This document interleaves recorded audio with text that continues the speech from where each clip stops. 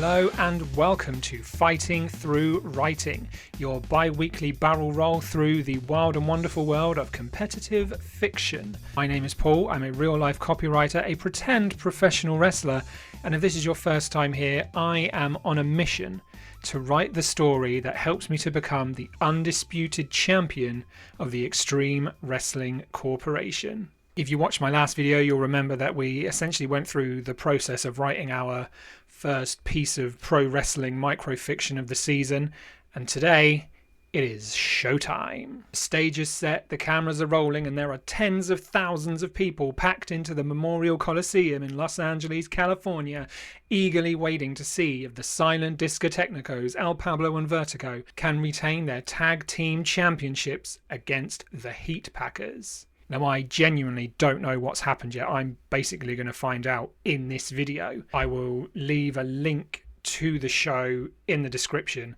So if you want to avoid spoilers and find out for yourself, stop the video, click that link, come back, and we'll see how we get on.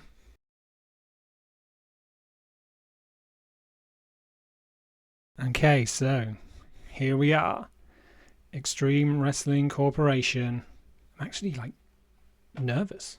In the 7 years that I've been here, I think I've won my first match of the season twice, and not since 2020. So we'll see if the streak continues. Here we go. Prime number 132. Clash at the Coliseum 3. Live from Los Angeles, California.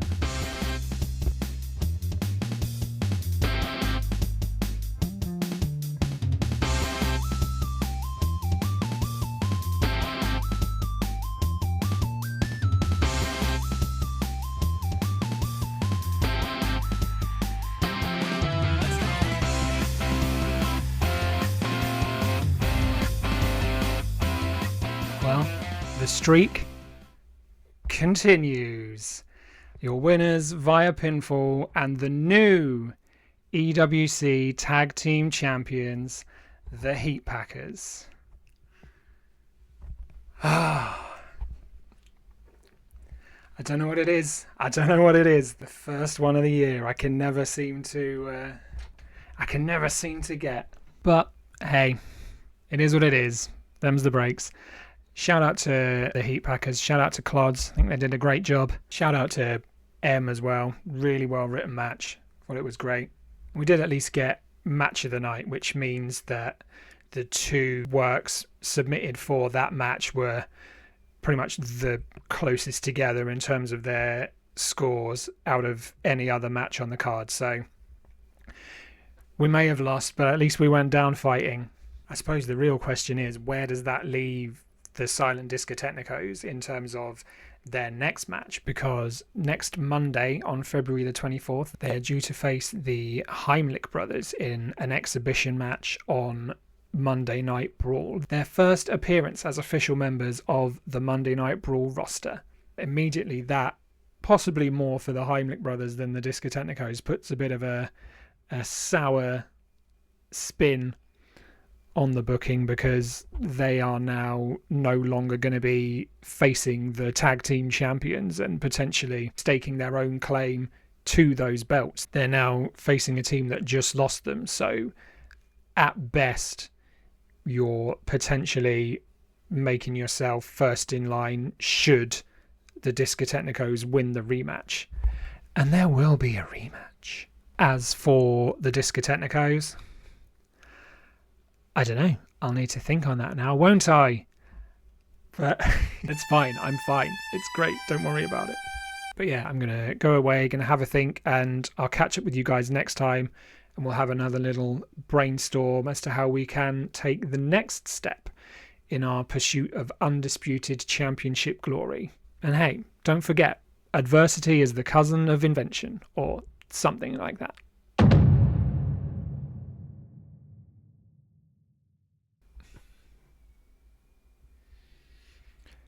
Pink and mustard was a bold choice. So it is Friday, which means it is deadline day for our next story submission. Now, as I mentioned in the last section, this next match takes place on Monday Night Brawl, which has always been regarded as EWC's flagship program. I believe it's the first show that they put out when they started the company all those years ago. And while there's been a bit of debate from representatives of the various other brands since, it's still kind of seen as the place to be, or at least that is how I'm going to pitch it now that El Pablo and Vertigo are officially signed up as roster members. Now, they have fought a couple of times on Brawl before. Pablo certainly has fought quite a few times on Brawl, never lost, but this show represents their first appearance as official roster members of Monday Night Brawl. So a significant milestone in their careers. So as you can see, this is episode number 620 of Monday Night Brawl, airing live from Lincoln Financial Field in Philadelphia, Pennsylvania.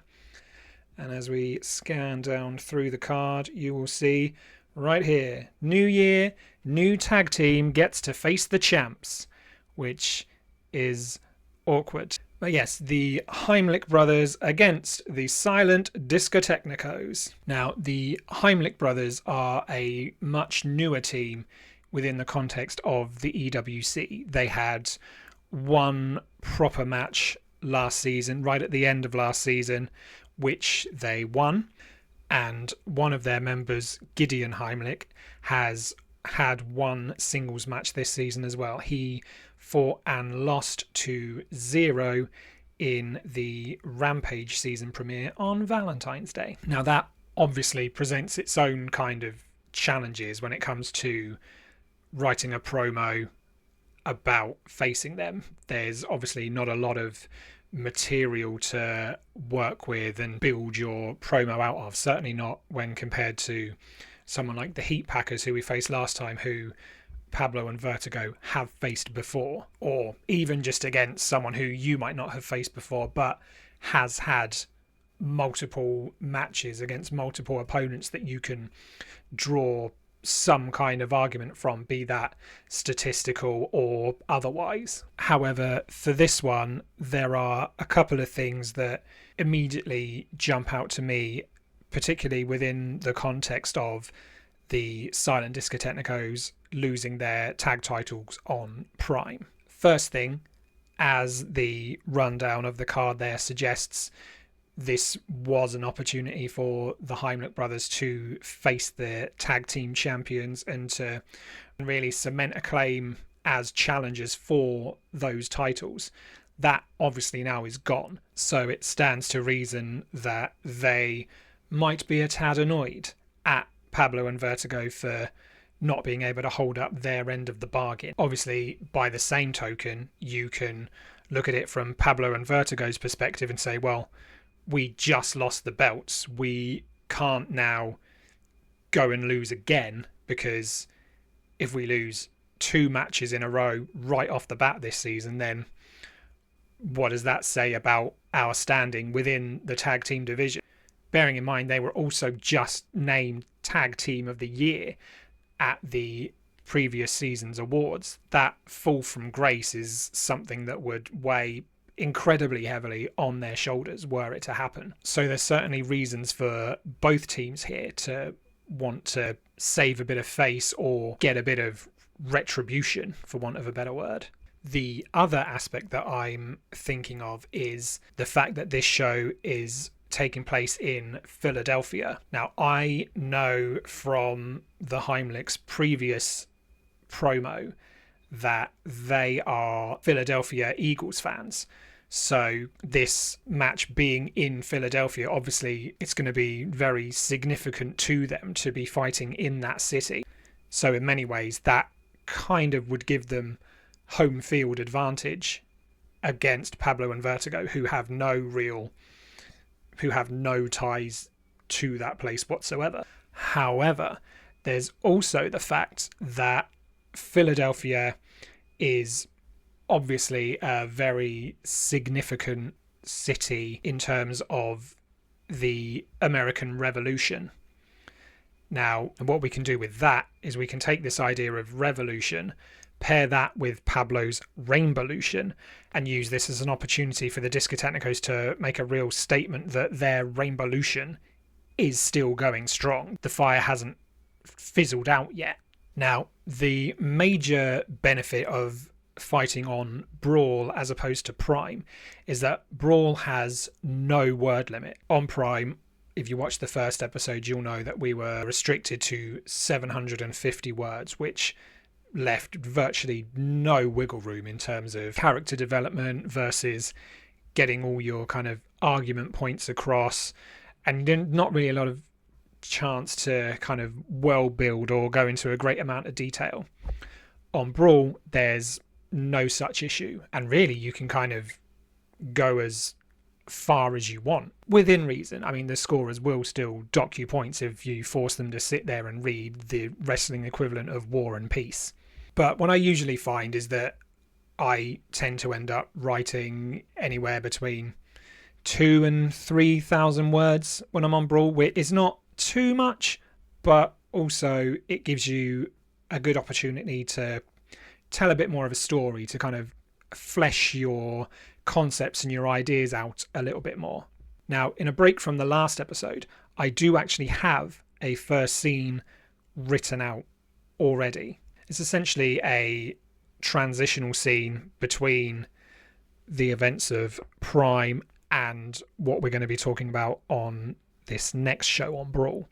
Just Pablo kind of dealing with the ramifications of losing the belts and kind of trying to think of a way forward for the rest of the season.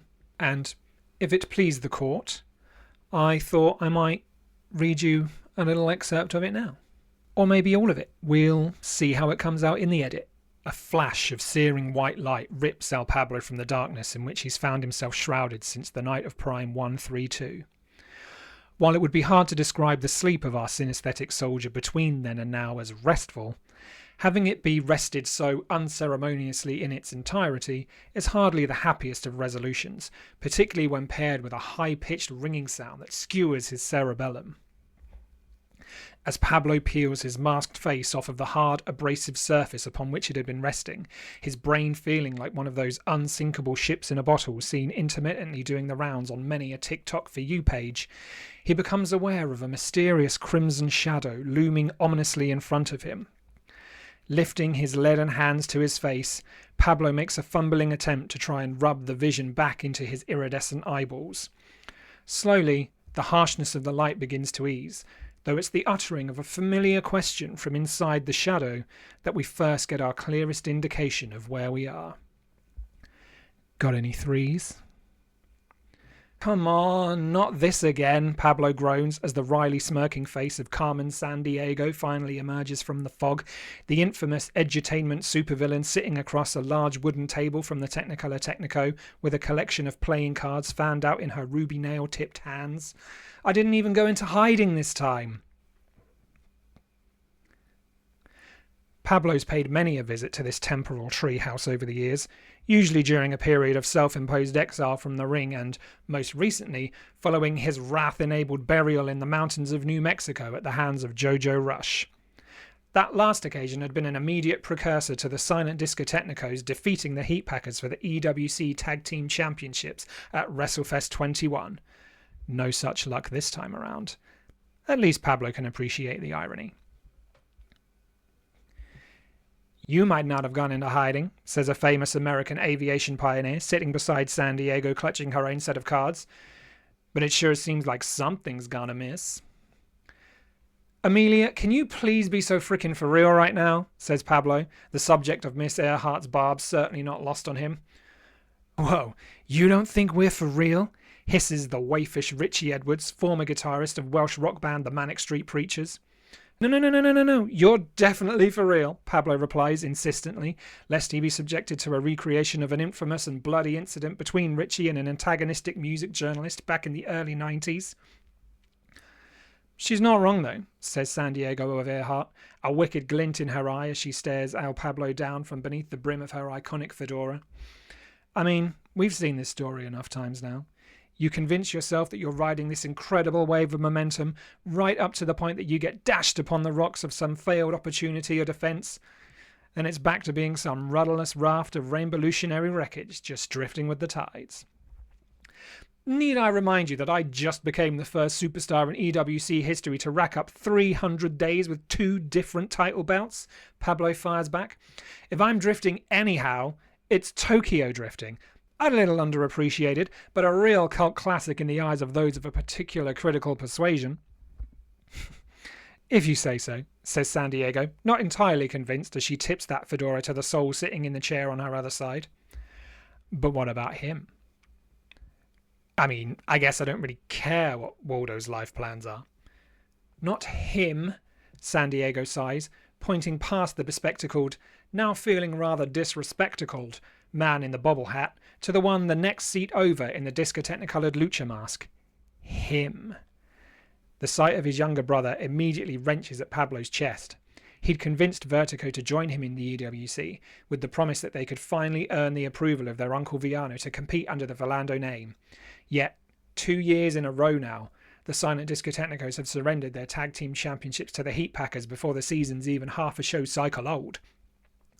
And on each of those occasions, that defeat had ultimately come from Pablo being indisposed and unable to avail his brother from Dan and Brody's collective critical hits. It's all right for you, San Diego continues. By hook or by crook, you've somehow managed to make yourself one of the most decorated superstars in EWC history. Heck, the fact that you even got handed that international title opportunity so soon after losing those belts the first time shows that, at this point, you're probably always going to be in some kind of contendership conversation. But where does that leave your brother? Vertigo, of course, has made no show of emotion, positive or negative, so far whatsoever. Though as Pablo once more turns to look at him, it's clear from his expression that the maroon-maned mistress's malevolent musings might as well have been uttered by the silent discotechnico himself. I don't know, Pablo says, his voice barely above a whisper as his eyes fall forlornly to the table in front of him.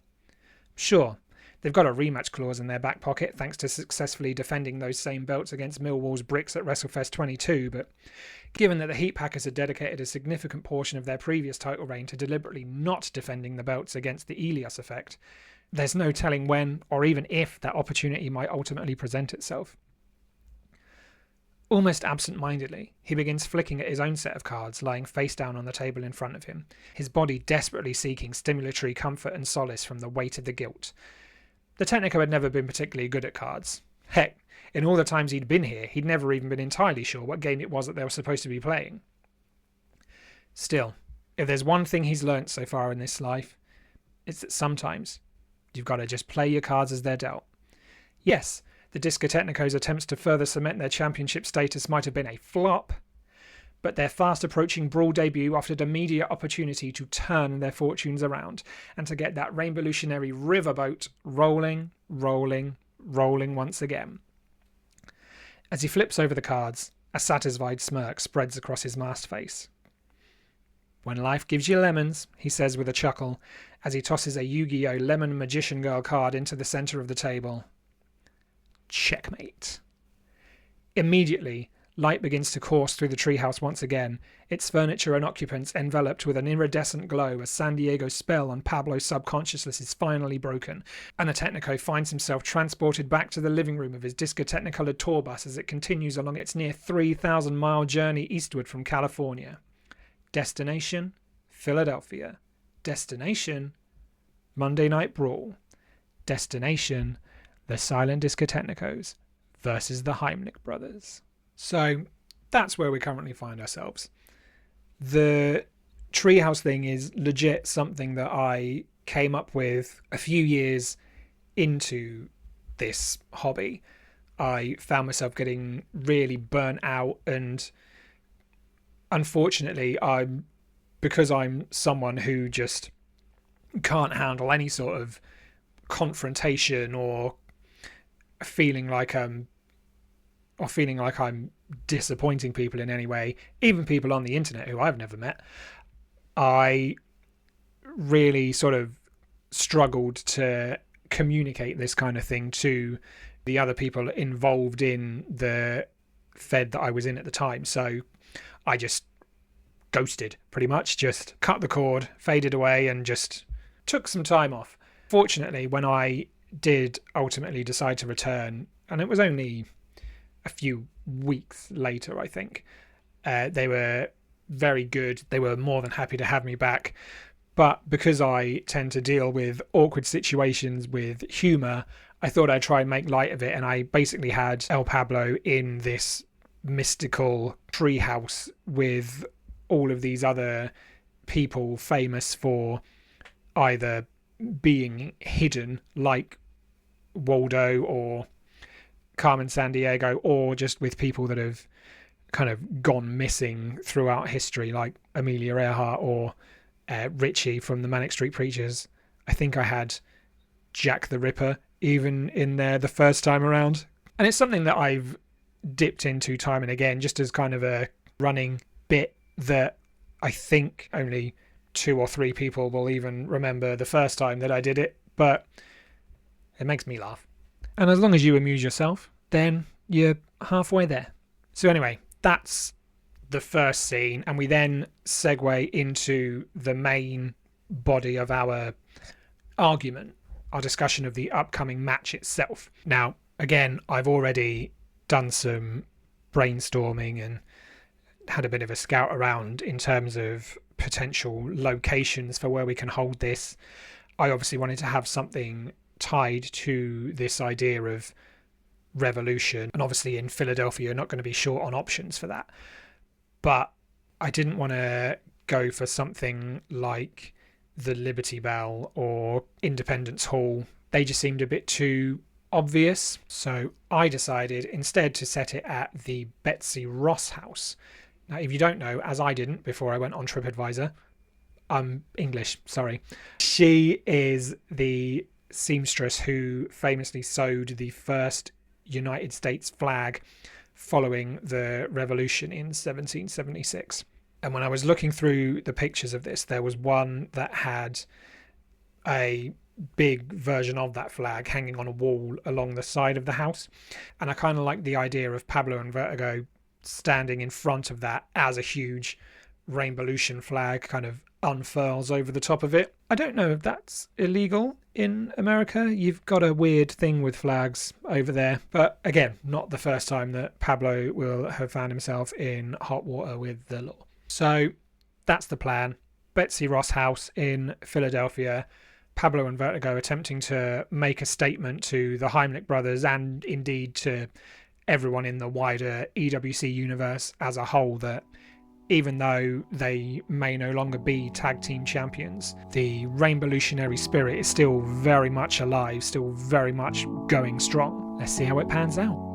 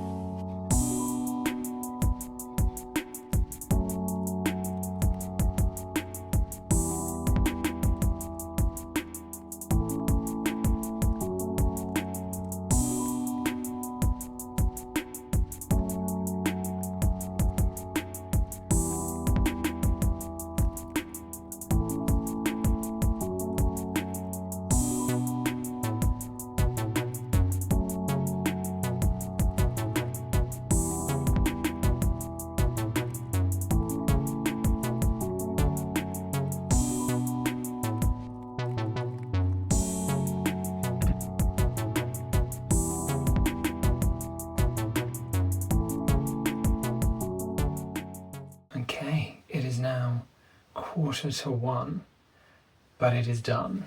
It is posted, and it's now up to the gods. Ended up finishing at about 2,800 words, give or take, so pretty much exactly where I expected it would be. And yeah, I feel pretty good about it. It's certainly a lot more in terms of character stuff this time around. I think I really got into the meat and bones of the story of where Pablo and where the Discotechnicos are right now.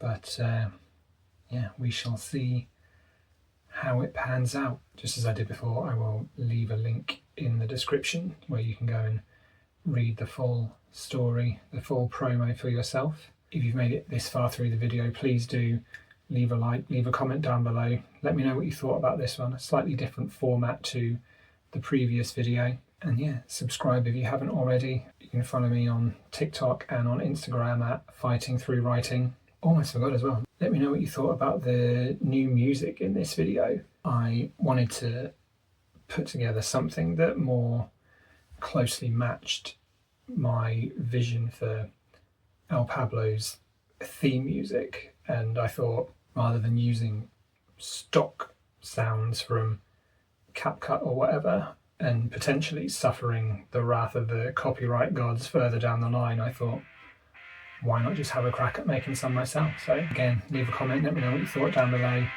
and I will see you next time on Fighting Through Writing.